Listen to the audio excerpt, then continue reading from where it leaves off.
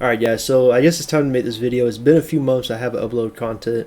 I've been just kind of away and not really been interested in too many MMOs. I did quit Blade Soul Neo in around like June 30th, like the end of June I quit Blade Soul Neo.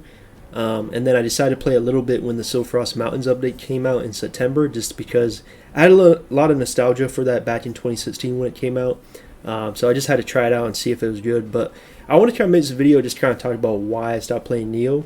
Most of you guys could probably assume why if you ever played Neo. There's like a lot of issues with the game. But I wanted to address why I quit it and kind of like close the page on this game so I can kind of move on to other ones. One of the videos I'm making right now is a Blue Protocol video. I'm going to be talking about that game quite quickly. I was going to check out New World because they have a new expansion with that.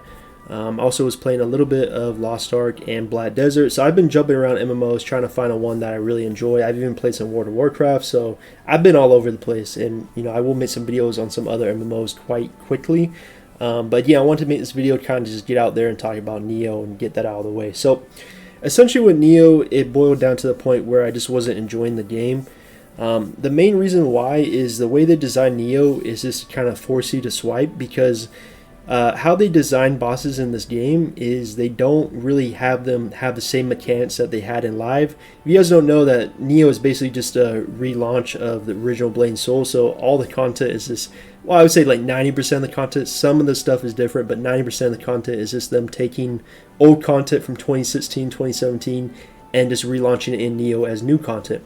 But the thing is that they made it worse because all the bosses, they increased their HP by like insane amounts, and then they just reduced all the mechanics from the bosses.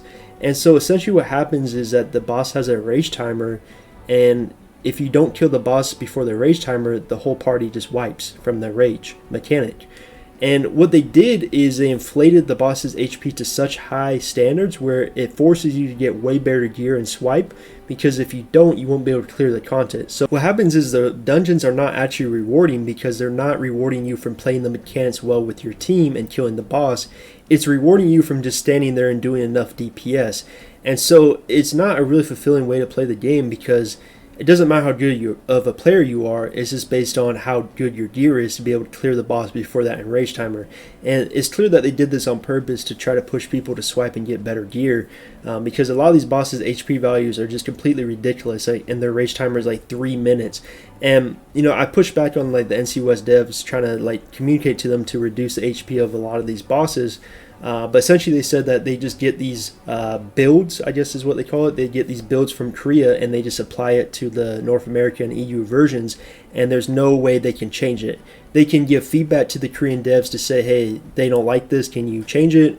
But there's no guarantee that they actually will. So we're basically at the mercy of the Korean devs, and that's another thing I really don't like, is the fact that they don't actually make the game designed for us. It's just like, hey, whatever Korean devs, whatever the Korean play base likes, that's what you're gonna get. Those are kind of the main factors why I quit. Other things is just honestly, they made the game worse. Like just the gearing system, the skill boot system of how you have to acquire all these skill boots and you stack them and you buy them off the marketplace. They're basically selling you your skills in game. Like it's really just terrible. Like the original Blade Soul was 100 times better. I just wish they released Neo as the original Blade Soul, just relaunched it on a fresh server, and just give me that. I don't even care if they give me Trove. Like, that was better than freaking the skill book system, in my opinion. I'd rather deal with that than the skill book. Because at least with a fresh Blade Soul server, I would have fun for like a year, like easily, maybe even 2 years. But with Neo, like, I had fun for like maybe a month or two. Like, it just, honestly, the game is really terrible in terms of how they design it. It's actually kind of disgusting how badly they massacred my boy. They massacred Blade Soul. So those are the main reasons why I quit. The last thing to talk about is honestly my ping is not that great. To play Assassin, I chose a class, I didn't really think about it, but I chose a class where you have to have very low ping to play it. Essentially I play Electro Pierce, where you spam LMB and RMB, basically your left and right click of your mouse, non-stop over and over and over and over. That's your main DPS.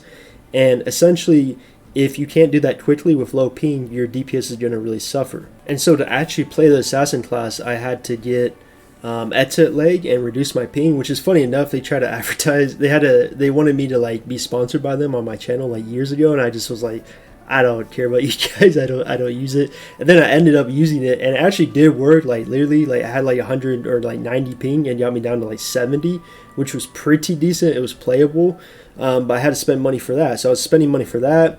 I had to buy a new mouse that let me have like a macro type system. So I had to get a macro because let's be honest, I'm not gonna spam LB R&B 1,000 times every boss fight and have arthritis in like a week of playing this game. So everyone has a macro. I gotta get a macro for the game. So I was spending like a ton of money on just like various things like getting my macro set up, getting my ping lower to be able to actually play my class. And like it just was to a point where it's just like I'm doing all these extra steps where like in other MMOs I don't have to do this. If I want to play World of Warcraft, I just log in and play it. If I want to play Blue Protocol, I just log in and play it. Like I don't have to worry about, oh, my ping's too high, I can't play my class good. Oh, I gotta get like a macro to actually be able to play my class because it's spamming the freaking mouse button so much, it's insane.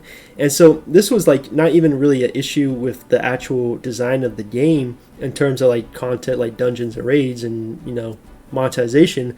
It was an issue of just I was doing all these extra steps to be able to play my class, and I was just thinking like, is this really worth it? Like the game is like almost completely dead. Like let's be honest here, it probably has like 1,000 players on NA at the most, and the company's running into the ground. I don't like the design of the game, and I'm doing all these extra steps, so I'm spending extra money just to play my class. And I was like, why am I doing this? Like I was just like, is it like a waste of time? And so I just was like, you know what, I'm just gonna stop playing, and I did.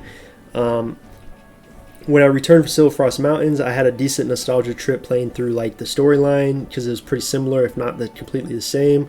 I had a good time with that, but besides that, like I got to the end game to do like dungeons and stuff, and it just wasn't enjoyable to me. I don't know. I just really wish they released the old Blade Soul, because whatever Neo is not for me at all, honestly. So that's really the video. I can rant about this for like another 5 hours, but I'm just gonna wrap it up.